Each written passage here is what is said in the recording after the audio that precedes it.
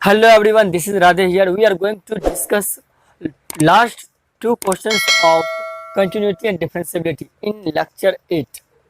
तो अभी तक आप लोग को लेक्चर 7 तक मोस्ट इम्पोर्टेंट क्वेश्चन एक्सरसाइज आपका ये 5.1 है।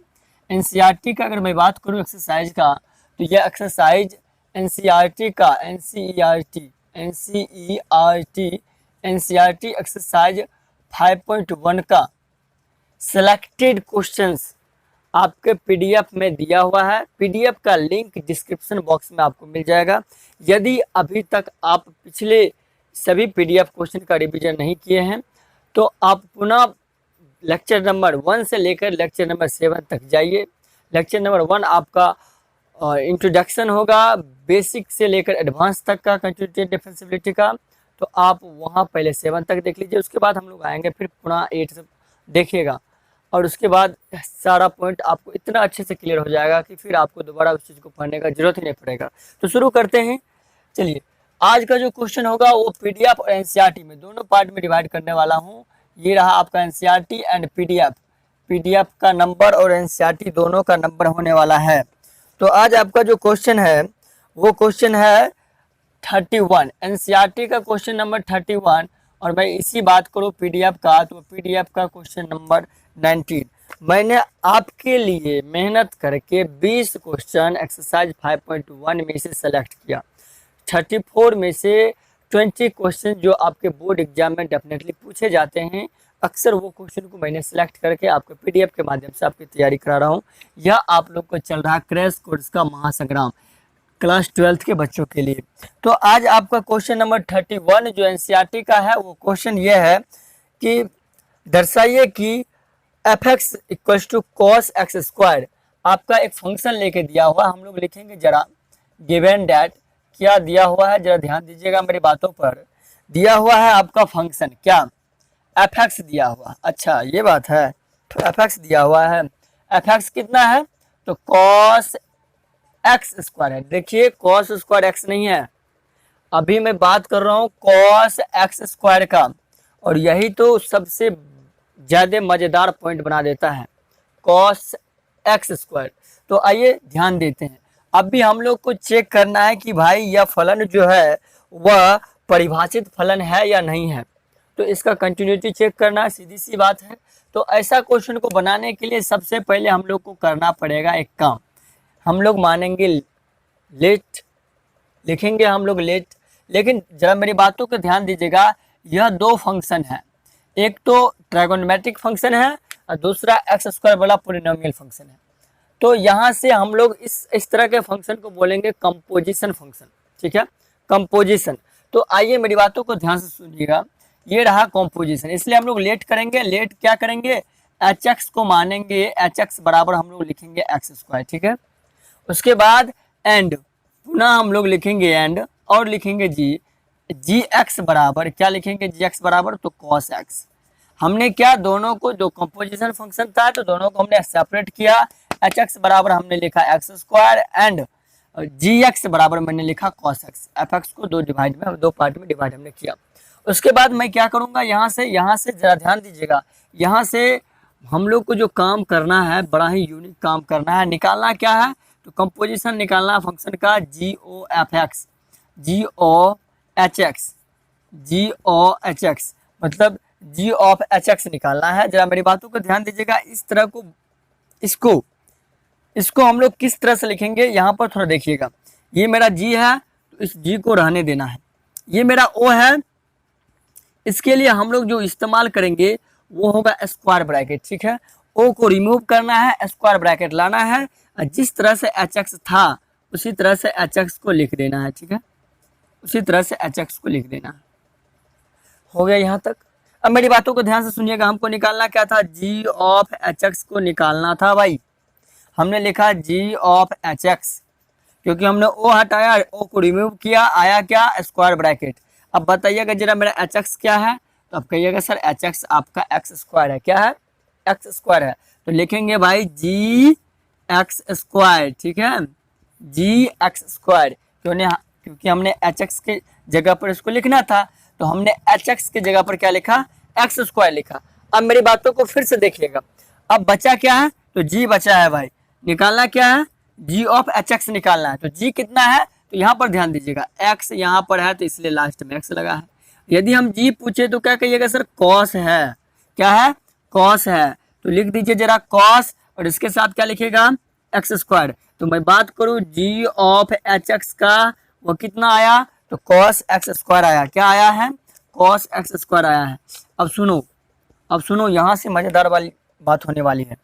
अब क्या आया हमको, जी ऑफ एच एक्स आया कॉस एक्स स्क्वायर। तो हम लोग लिखेंगे वी नो डैट, क्या लिखेंगे भाई, हम लोग लिखेंगे वी नो डैट, हम लोग जानते हैं। देखो नहीं जानते तो अभी लिखना पड़ेगा, जानना तो पड़ेगा, फिर क्वेश्चन को बनाओगे कैसे। तो वी नो डैट, हम लोग जानते हैं, क्या जानते हैं, जानते हैं कि हियर एच एक्स जो है वो क्या है आपका एक्स स्क्वायर है, and h x equals to x square is a polynomial function. Polynomial function कौन सा फंक्शन है, पोलिनोमियल फंक्शन बहुपद फलन है। And polynomial function is continuous, polynomial function is continuous for all x belongs to real number, for all x belongs to real number। x क्या होना चाहिए, वास्तविक संख्या होना चाहिए, और x वास्तविक संख्या है तो उसके लिए यह बहुपद फलन क्या है, संतत है, कंटिन्यूअस है। उसके बाद में क्या काम करेंगे, आइए जरा देखिए। उसके बाद फिर हम लोग लिखेंगे एंड या हम लोग लिखेंगे सिमिलरली, क्या लिखेंगे हम लोग, इसके बाद हम लोग लिखेंगे सिमिलरली क्या, जी एक्स ना, एच एक्स का काम तो हो गया ना, अब जी एक्स लिखेंगे। तो g x equals to cos x is a trigonometric function. क्या है भाई, ये ट्राइगोनोमेट्रिक फंक्शन है। And trigonometric function is continuous, क्या चीज, continuous at its domain for all x belongs to real number. इतना बात लिखने के बाद हम लोग लिखेंगे therefore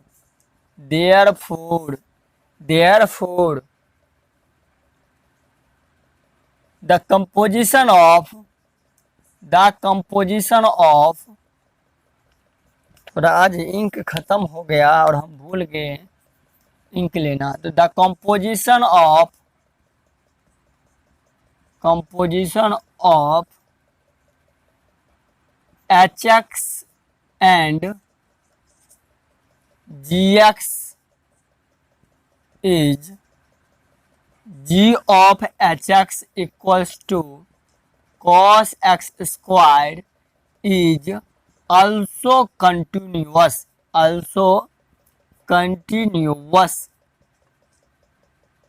for all x belongs to real number।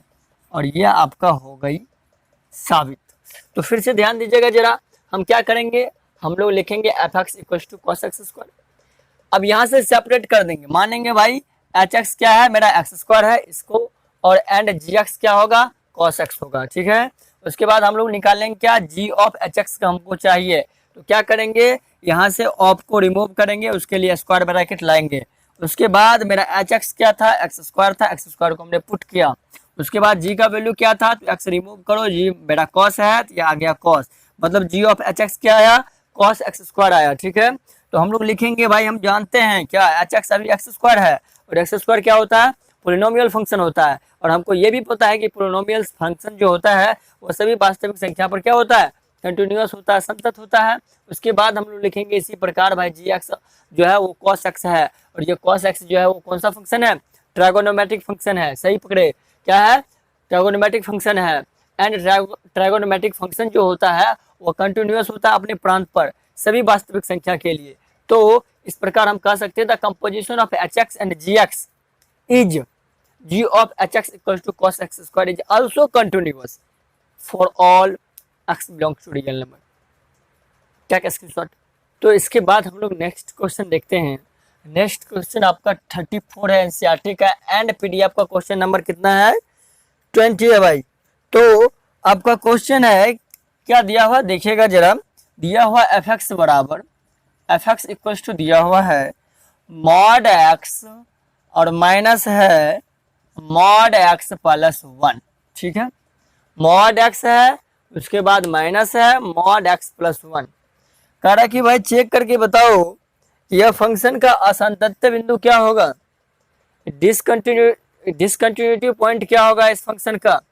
तो हम लोग देखेंगे जरा क्या करना है भाई, मानना है, मानना तो पड़ेगा क्वेश्चन में जान है। हाँ तो मानना तो पड़ेगा, क्या मानना पड़ेगा, लेट क्या एच एक्स या जी एक्स, चलो भाई जी एक्स मानते हैं, जी एक्स बराबर मानेंगे क्या मॉड एक्स। हाँ उसके बाद फिर मानेंगे एंड और मानेंगे क्या एच एक्स बचा हुआ है ना, मान ले भाई एच एक्स बराबर मानेंगे मॉड एक्स प्लस 1। ठीक है, क्या मानेंगे मॉड एक्स प्लस 1। उसके बाद यहाँ पर लिखेंगे, क्या लिखेंगे जरा मेरी बातों को ध्यान से देखिएगा। हम लोग लिखते हैं, क्या लिखते हैं,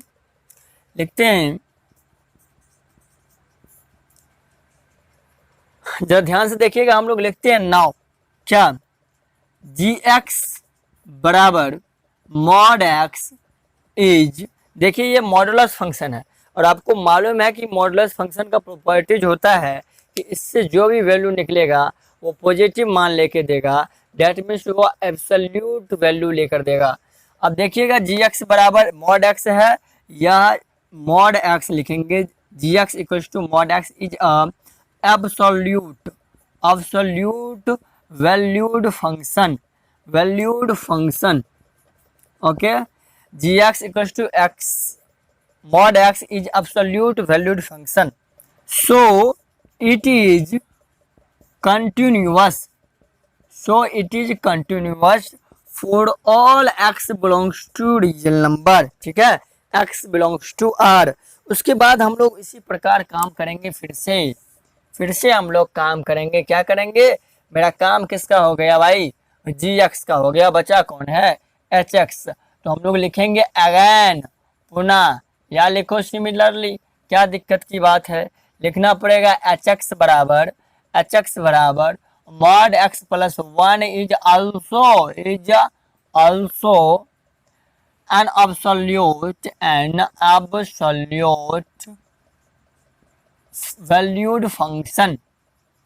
valued function so it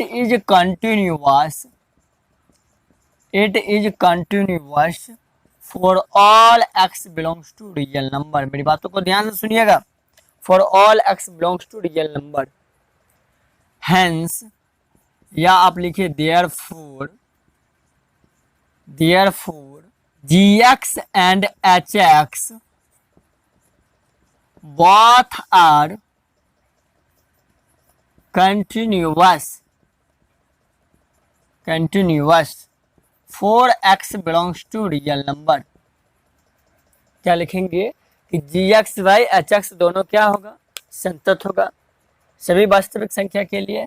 so the difference of, लिखना तो बनता भाई ना, difference of two continuous function is continuous for x belongs to real number। ये लिखना बड़ा जरूरी होता है, x belongs to real number। तो लिखेंगे इस प्रकार hence क्या fx equals to mod x minus mod x plus 1 is continuous for all continuous function for all x belongs to real number, hence prove। टक स्क्रीनशॉट। देखो भाई आप लोग के लिए मैं बड़ा ही मेहनत करता हूँ तो एक लाइक तो बनता ही है। यदि आप इस वीडियो को अपने दोस्तों तक शेयर नहीं किए तो प्लीज़ शेयर कर दीजिए ताकि उसका भी थोड़ा भला हो सके। और आप लोग को पीडीएफ का लिंक हमने बता दिया कि डिस्क्रिप्शन में मिल जाएगा।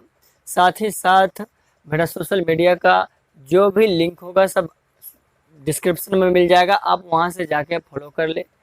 एंड सबसे इम्पोर्टेंट बात मैं बता दूं कि आपको टेलीग्राम का लिंक डिस्क्रिप्शन में दिया है, आप वहां से टेलीग्राम ज्वाइन कर ले ताकि मैं जो भी इम्पोर्टेंट पीडीएफ का नोट्स जो डालूंगा आप लोग के टेलीग्राम पर वो आपको तक पहुंच सके। और जो मेरे दोस्त, मेरे भाई जो पहली बार मेरे YouTube चैनल पर आए हैं उनका बड़ा ही स्वागत है, और आप सब्सक्राइब करके बेल आइकन दबा ले ताकि आपको उचित समय पर उचित नोटिफिकेशन मिल सके। थैंक यू, मिलते हैं नेक्स्ट वीडियो में, तब तक के लिए जय हिंद।